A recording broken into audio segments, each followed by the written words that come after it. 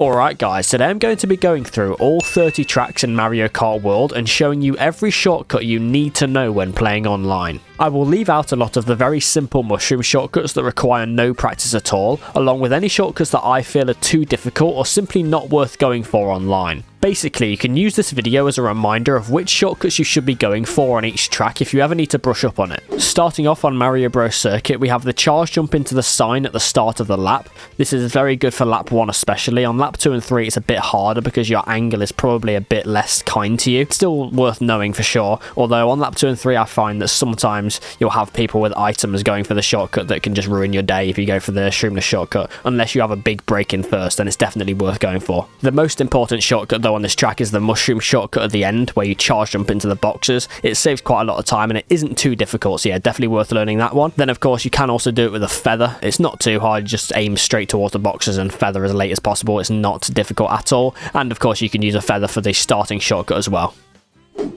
Next we have Crown City, the first shortcut on this track being the mushroom shortcut in the middle of lap 1, where you have a sequence before it that's quite important to know. You need to go on the rail in the middle of the staircase, then trick to the left wall and then trick back onto the road so you can gather a super mini turbo around the grass shortcut. If you trick to the right wall, it's a lot more difficult to get the super mini turbo, so yeah, always go to the left here. Then we have less of a shortcut and more of a driving sequence. On the glider at the end of lap 2, there is a sign on the left you can land on and then get a couple tricks, and then you can land on the wall and then trick off the ramp into a tree to do a charge jump into the finish line pole, all of which is not too difficult to do if you practice it. The most important thing to note is that when you trick off the wall, you want to land on the yellow line just before the ramp because it gives you a bit more airtime to reach the tree. If you don't do it, you can risk not getting the trick off the tree at all and just ending up out of bounds, which is not ideal. After that, of course, you have the 2 grass patches on lap 3 that you can just use mushrooms to get through, but then you have the ending shortcut, which is a bit trickier. You've got to make sure you avoid tricking into the pole on this shortcut because it can lose a ridiculous amount of time, so I would recommend trying to trick into the corner of the wall. It seems to be fairly consistent with avoiding the pole. Then we have Whistlestop Summit, a track with some of the most important shortcuts to learn in the game. The gap cut in the cave section isn't too difficult, but definitely failable if you're not well practiced, so I would make sure you learn that one. Then you have the ending shortcut, which has 2 different variations, the first one being where you trick into the wall and then into the sign to land on the rail, but then there is a fairly new variation of the shortcut where you land a lot lower on the wall and then trick back into the rail and shake trick to get mega height onto the rail above. I find this one a bit harder than the other variation to get consistently, but there are people that think the opposite, so it's definitely worth trying both and just seeing which one works better for you. I also think it's worth learning the rock cut at the start, especially for lap 2 and 3, because it does save quite a bit of time and it isn't too difficult if you practice it enough. Of course, then you have the feather variations of the shortcuts, the gap jump being insanely easy to do with a feather and a lot faster as well, so definitely worth learning that one. And then you have the ending shortcut, which I would recommend to always go for regularly, but then if you have a feather, you can use it as a backup strategy in case you fail it, because if you just detach from the green wall, you can feather immediately afterwards and get onto the rail anyway. But I do think it's worth holding the feather if you can to save it for the gap jump, since that is just so much faster than doing the normal gap jump. But of course, if you fail the normal shortcut, then use the feather to save yourself. For DK Spaceport, there isn't that much to talk about. There is the gap jump at the start if you want to try and run the track, but other than that, there's just the mushroom shortcuts through the off-road, which you can also try and do with a feather by going slightly further inside on the turn, but other than that, there's literally nothing. There is the sequence in the wall ride section that's faster than just staying on the road, less of a shortcut, but there isn't that much to the track, so I might as well include it in this video. Now for Desert Hills, you have 2 shortcuts in a row that you need to know. The first one being a charge jump into the pole to skip the off-road and land on the ledge on the right, which then leads to another shroomless shortcut where you charge jump into the wall on the right to land in the water at the finish line. You can of course do both these shortcuts with a mushroom instead, but if you do, I would recommend using your mushroom slightly later than you'd think, so you don't hit the off-road as you exit the shortcut, as that will slow you down a lot more than if you just hit the off-road before you use your mushroom. The entire first half of Guy Bazaar is basically a shortcut. You can go on the top path immediately and then do a bunch of parkour that leads up to a U-turn shortcut with a charge jump, which with a bit of practice isn't hard to do at all. You just need to remember to shake trick in the air as soon as you release your charge jump. There is also a way to get to this shortcut from the bottom path as well, in case you were blocked off from getting to the top path. If you happen to also have a feather after you do the U-turn shortcut, then you can use it to get onto the rail on top of the wall of the next turn, which is quite a bit faster than just staying on the road normally.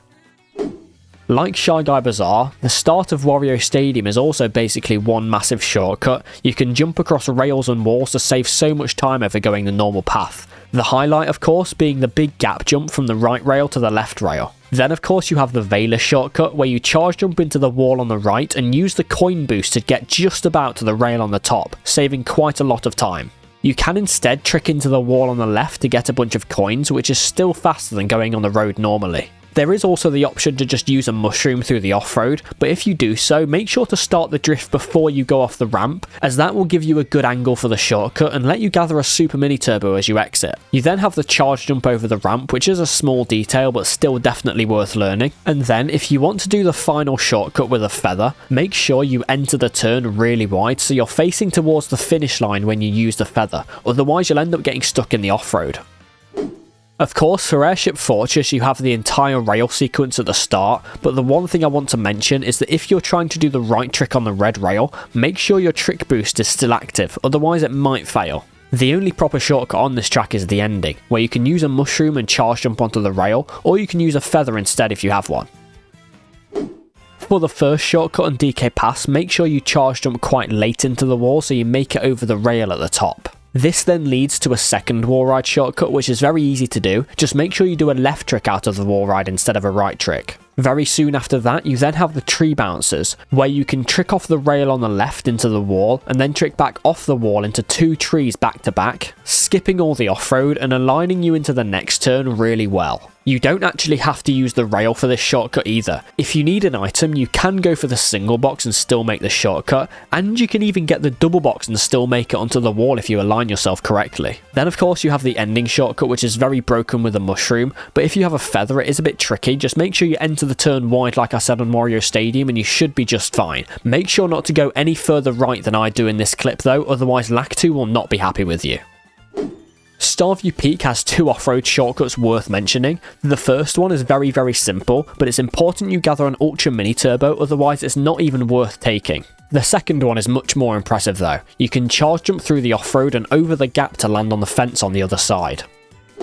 For Sky High Sundae, the only significant shortcut at all is the wall ride at the end, but I do want to mention that the charge jump immediately afterwards off the second ramp does save quite a bit of time and it's really easy to do.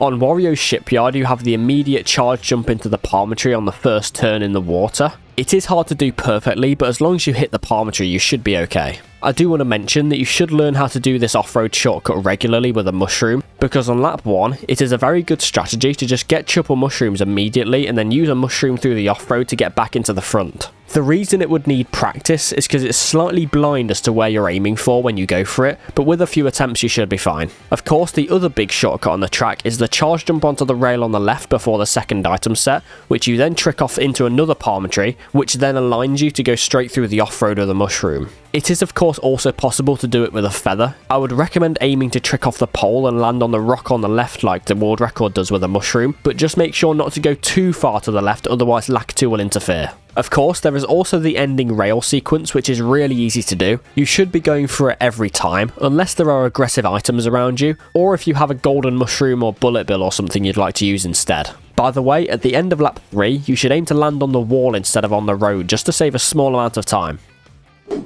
Koopa Troopa Beach doesn't have much to talk about at all. There's the box cut where you charge jump with a mushroom into the wall and make it over all the grass, but other than that there's literally nothing. I suppose I could mention that you can also do it with a feather, although it is quite difficult, so it might not even be worth learning, to be honest.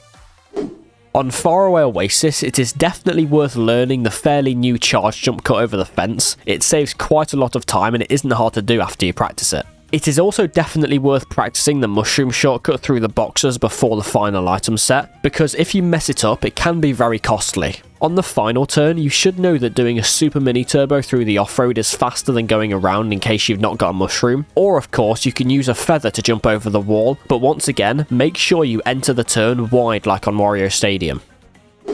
The only shortcuts worth mentioning on Peach Beach are the two box cuts on lap 2 and lap 3, but to be honest, you don't even need to practice them as long as you know that they exist.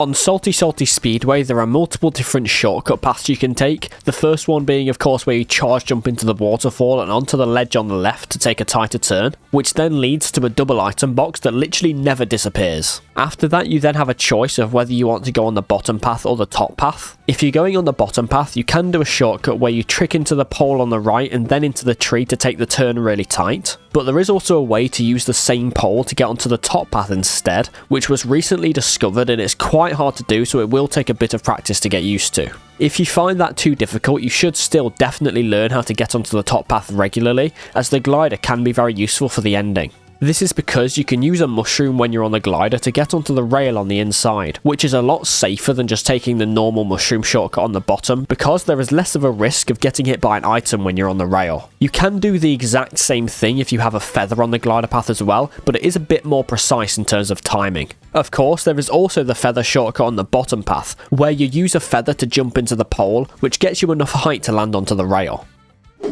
On Dino Dino Jungle, you can do a wall ride to skip the grass before the split path section, but other than that, there's not much else to learn in terms of shortcuts. I suppose you should know to do a charge jump when you do the mushroom shortcut to make sure you don't touch any of the grass, and it's definitely worth knowing how to do this shortcut with a feather if you're in first. When you go for the first shortcut on Great Question Block Ruins, make sure you slightly touch the off-road before you use your mushroom, as that will prevent you from getting a slowdown as you jump onto the rail. Of course, you need to learn the entire sequence from the cloud bounce to the final turn in order to do well on this track, as it saves a lot of time over driving normally. If you want to take the final shortcut with a mushroom, make sure you land high up on the wall to ensure you're not too low to land back on the road. If you don't have a mushroom, you can of course go for the shroomless box cut given there's no one around you, which is a bit tricky but definitely learnable.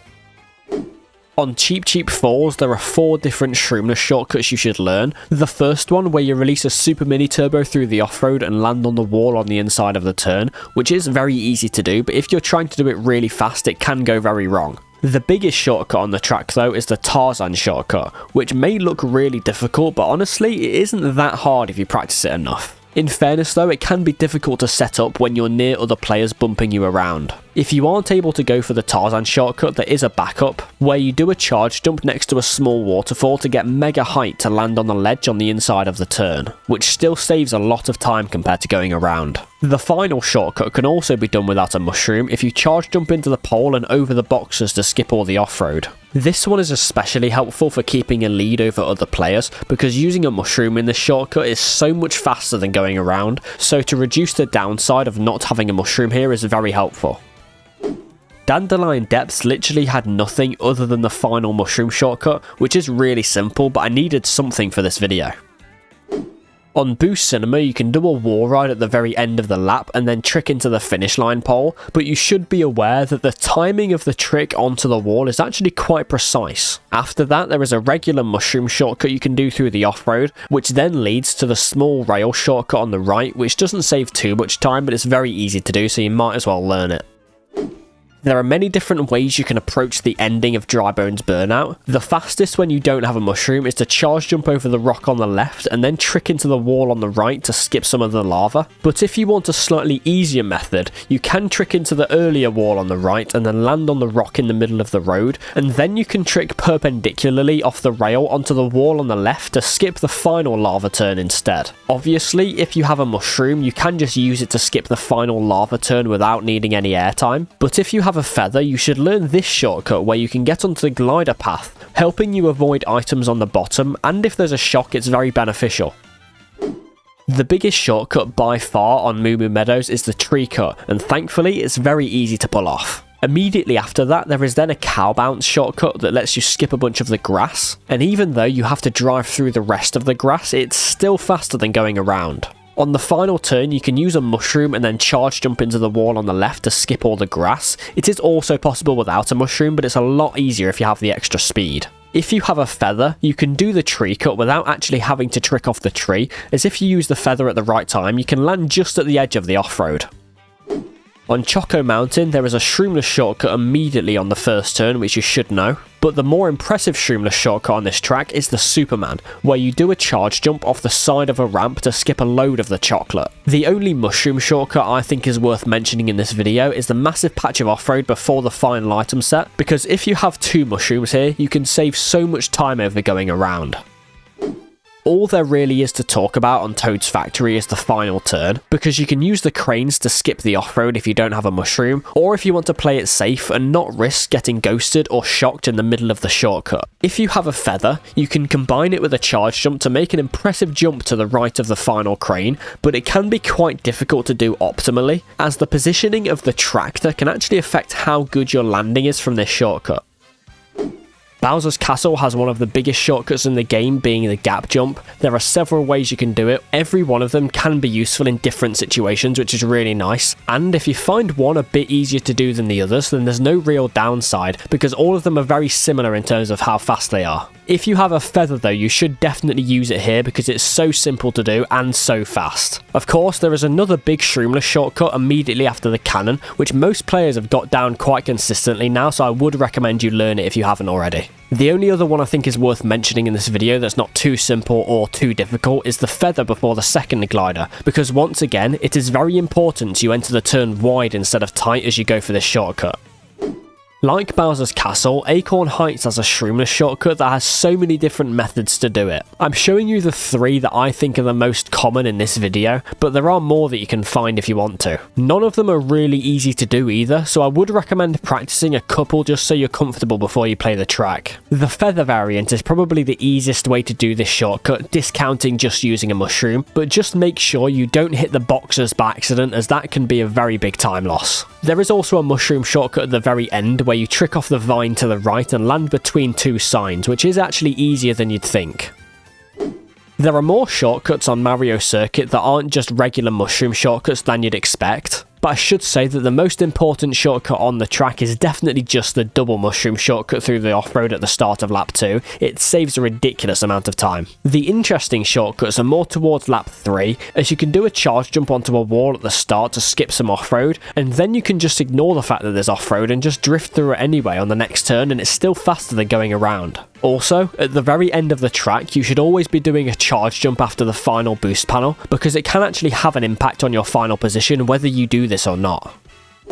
The first shortcut on Peach Stadium can be done without a mushroom reliably if you just charge jump into the pipe on the left. It doesn't save anywhere near as much as using a mushroom, but it's still definitely worth learning. Of course, if you have a feather, you can just use that to clear all the grass instead, although there is a much cooler feather shortcut later on the track, because you can trick off the ramp before the spiral turn and then use a feather to land on the rail on the inside, which does save quite a bit of time. And as much as this isn't really a shortcut, I do want to mention the existence of a glider path here, because it can be useful if you're worried about a shock when you're in the front. Now, because Rainbow Road is a 4-minute track, there are quite a few shortcuts to talk about. In the water section, there are 2 shortcuts you can do, each with 1 mushroom, but to be honest, they are quite simple. If you have a golden mushroom going into this section though, I think it's worth doing the golden cut instead, where you just fly to the left and cut off the entire turn. At the end of lap 2, there is a spectacular gap jump, which is very hard to do in all fairness, but to be honest, since the track is so long, you might as well go for it anyway. The punishment for failing it isn't that bad. And it's even faster when you use a feather, because you can land on the path further away, letting you take the turn before the next cannon glider a lot tighter. If you happen to have a feather after said glider section, you can do a cool little path switch with it, but once again, make sure you enter the turn wide. Next thing I want to mention is that if you have mushrooms or any other speed item for that matter at the start of lap 4, you should always use it at the start of the glider, because it is just so much faster than using no item at all. Then finally, we have one of the biggest and coolest shortcuts in the game at the very end of the track, where you do a wall ride on the side of the road and then trick off a pole in the middle of the void for no reason to just clear a massive gap. You can either go directly onto the wall ride using the glider, or you can do a slightly faster but riskier method of charge jumping onto the wall instead, as that gives you a bit more momentum, so you'll clear the gap a bit faster. Either way though, as I say, you'll be saving a lot of time over going around, so it's definitely worth learning. You don't want to be losing multiple seconds at the end of this track.